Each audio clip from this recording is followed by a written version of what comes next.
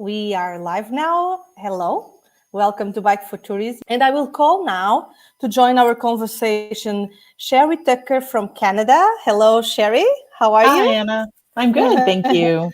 Yeah. And I'm going also to ask Joanne to join us from US. So tell us, I will start for Sherry that she's in Canada. First, to speak a little bit about your company. And I know that you are an agent of a very big company in Canada.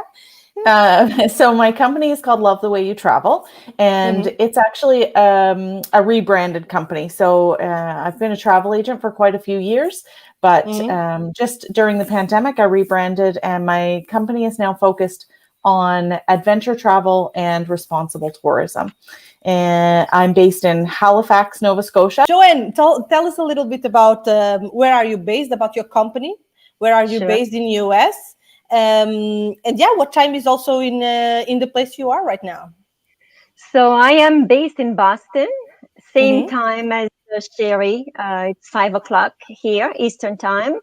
The Mm-hmm. company Mondi is located in San Mateo, California, which is Mm-hmm. 3 hours behind. So they're only 2 o'clock Okay. in California.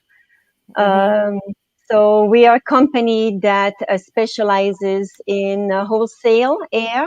We resell to travel agencies and we resell to large corporations and also to academic institutions. So we are a wholesaler consolidator. We're the largest consolidator in the world.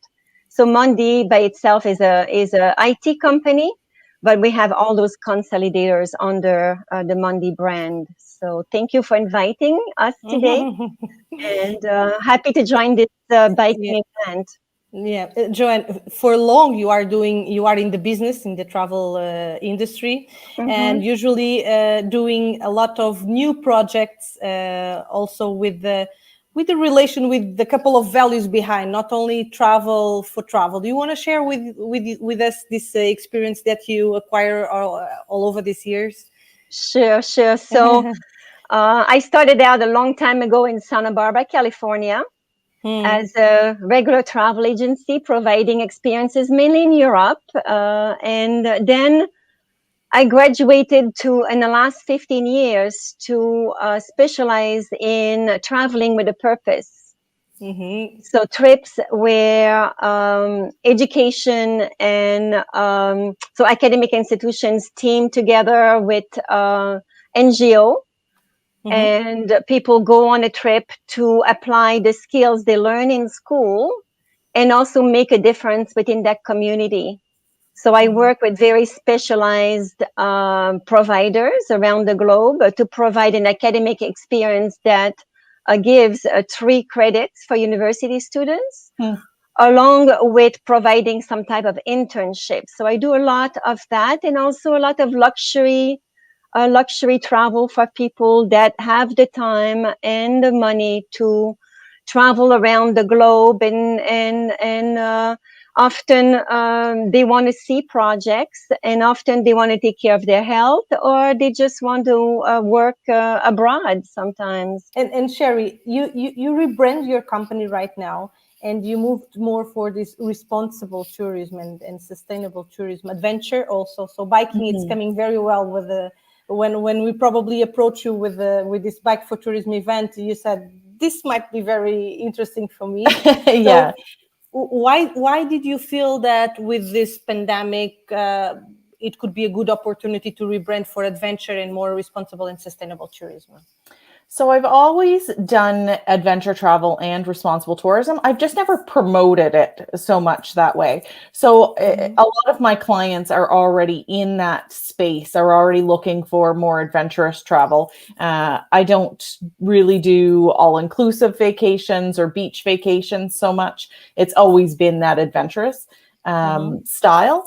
And I think more than anything, it's a personal decision for me that my life has become more sustainable, and I understand the importance of sustainability in the travel space and how important it is for all of us to make better choices in everything we do, but also in travel, so that the places that we go to see will still be here and still be able to be seen by others many years from now. And if we don't do it right and don't do it right now, then it's not going to be possible in the future for everybody to do that. Can you ladies share with me eventually 2 or 3 tips that you usually do when you travel to promote sustainability, or that you advise your clients to do? Maybe Joanne can start now. Sure, I'll be happy to start.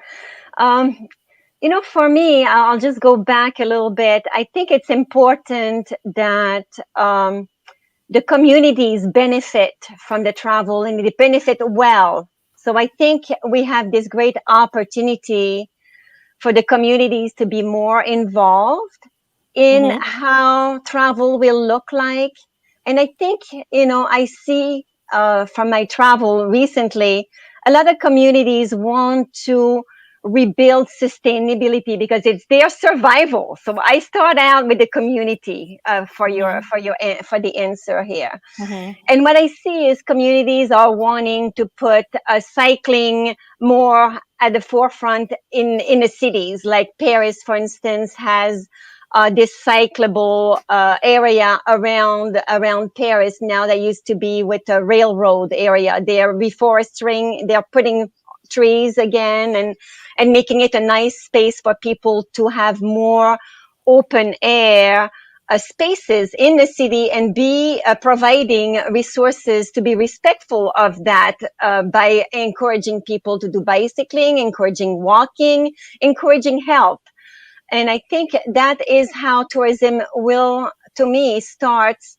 It starts within the community to have that local tourism that is respectful and is making a difference in the sustainability. Then it goes on to regional, where regional people are starting to travel because of the situation right now, more locally, because it's less complicated to travel, for instance, from one area to another, perhaps from one province to another in Canada or another state in the US. It's a little bit easier. So we see a lot of travel within, and it still have to take a lot of precautions because we're still in a situation. But what I see is people wanting, especially the younger people, it's their future.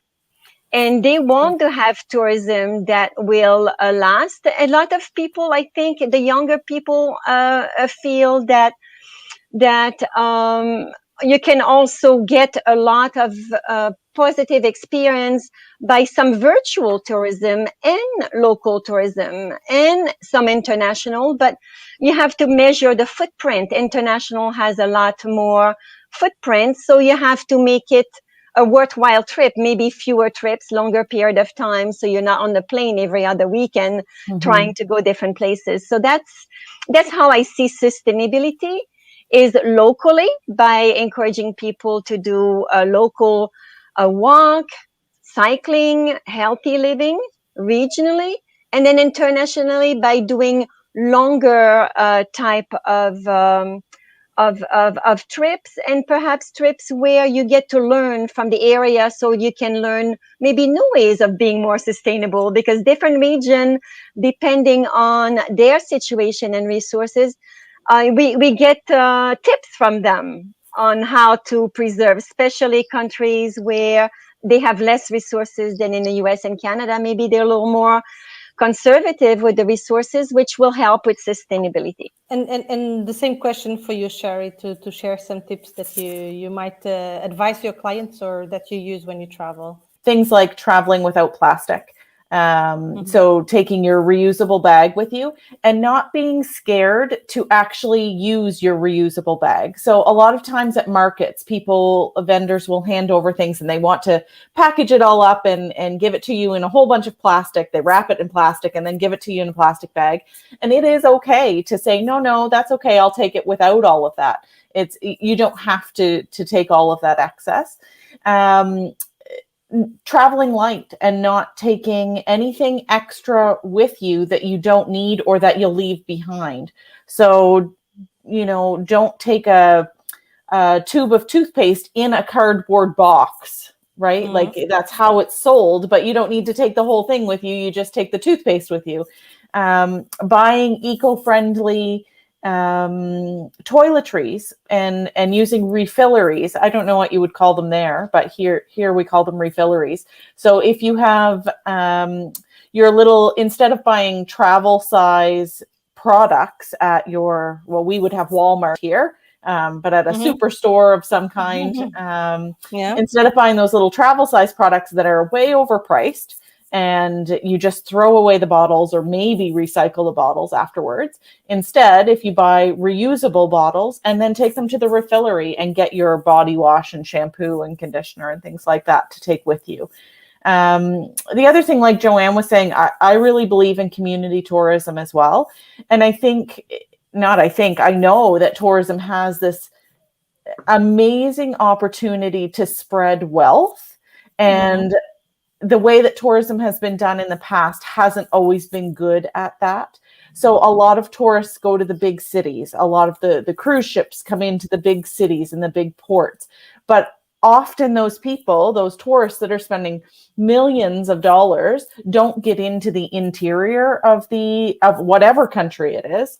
And then the interior people don't get to benefit from tourism. So I think it's really important that people look outside the cities and stay for longer periods of time in a country so that they can get to other places that are in that country that don't necessarily get as much tourism, because there's some really cool places out there. So definitely, Joanna, I will take this tip as an advice to make larger holidays.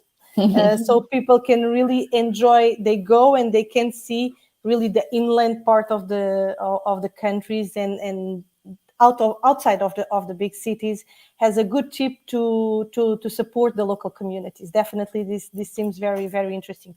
And then also to support, I think more and more we are seeing tour operators working with the carbon free emission. So they include direct on the flight, on the price, the ticket price, the carbon emission contribution. So for the listeners that we are having here that never been in Canada or never been in the United States, tell us a little bit how you see cycling in your country. Do you have specific areas for it? Does people usually use on their daily life? How is the country regarding that? And maybe Joanne can start and then Sherry.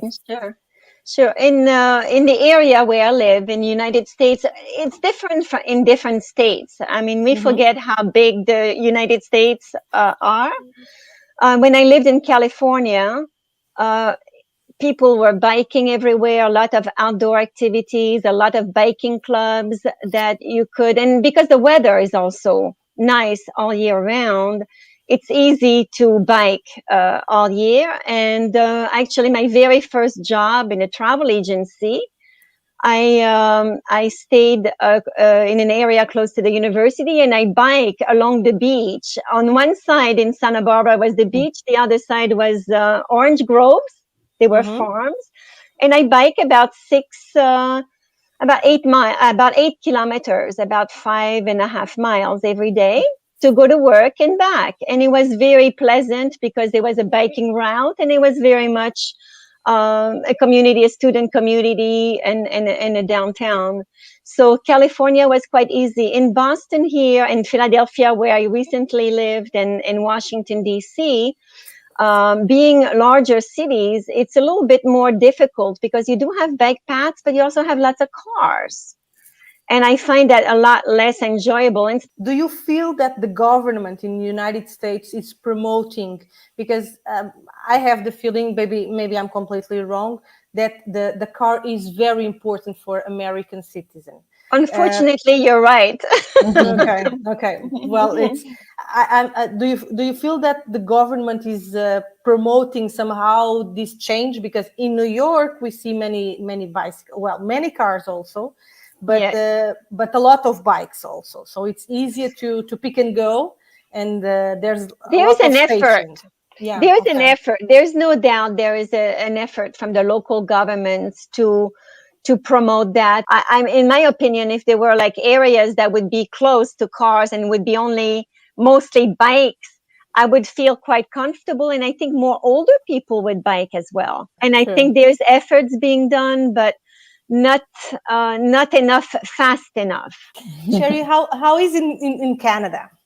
So same as Joanne said, I mean, Canada's just so vast. And honestly, I can't speak about all of Canada because I simply don't know what goes on for cycling in a lot of the provinces. But here in beautiful Nova Scotia, we have wonderful cycling paths, but they're more for recreation rather than getting to and from work. Exactly. Now, some people would use them to get to and from work. It just depends on where they're working. We do have a new initiative in our downtown core. Halifax is a pretty small city, though, but they have put bike lanes in the downtown core as well.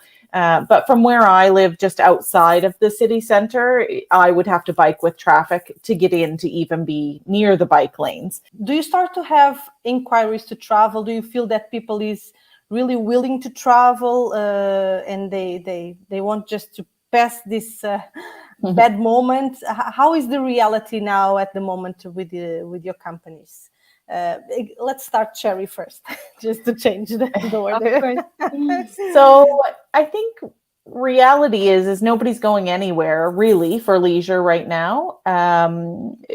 Here in Nova Scotia, we're in one of the safest places in the world. So it's very much a catch-22 where myself included and most people here feel very lucky to be where we are and to have very low COVID numbers in our province.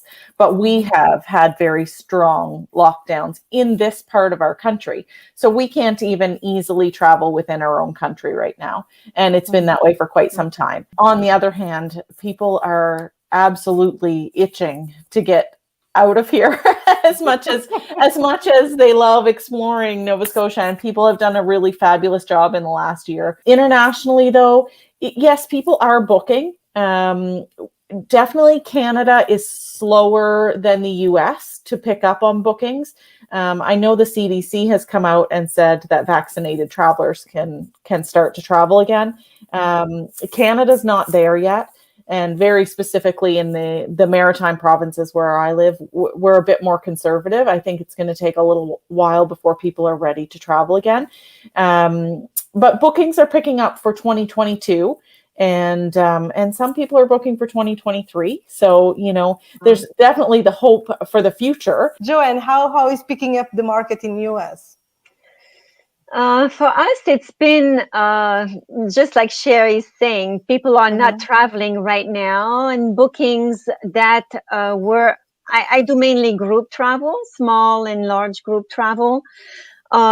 People that were traveling for July and August are postponing to 2022 right now. People are starting to dream, and they're starting to put a deposit down saying, oh, in 11 months from now, I feel that it will be in a space where it's safe for me to travel, it's safe for the local people to travel, and most people will be hopefully vaccinated and the risk will be low, and we do want to travel and we put deposit down. So I think in the immediate, local tourism is quite booked up. We have islands here off Boston, and lodging is completely booked up for the summer. People want to go to the beach, they want to travel, but it's all mainly nature, health related, cycling, and people want to be with this family, small groups, and traveling simple. So if I give you now, let's speak for Canadians and Americans.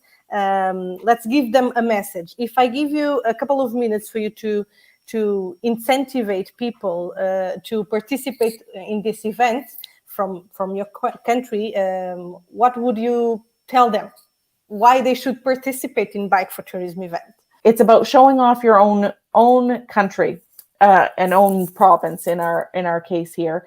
It's about cycling and getting out and doing something outside. It's about supporting tourism for all of those people that want to travel again. And it's a way to come together as a community to do that. And I think I've had a lot of success with building interest here in Nova Scotia because we are such a tight-knit community and people do see the importance and the value in it. It's a great way just to get outside and have something to look forward to. I just think it's a really interesting concept to bring so many things together and give people a chance to promote their own backyard as well as see how cycling is done in so many different places around the world. And Joanne, if I give you also a few minutes, how do you see and how can you pass this to people so they can participate? I think it's an amazing event, bringing everyone together to share their country, like Sherry was saying. It gives you a great opportunity to travel and yourself and also share your travel with everyone else and connect with people as well. And the purpose of it is also very meaningful because it is about traveling again. It is about tourism, and it's about sustainability. It's about traveling in a different way and promoting travel in your community, bicycling abroad. It can be a whole movement of people where people can meet. Maybe people can meet virtually and bicycle in a different place at some point. People, it's giving you how would I say, excitement about going somewhere else because you're going, oh, wow, they have an amazing path, amazing scenery. I think it's giving you hope. It's giving you connections.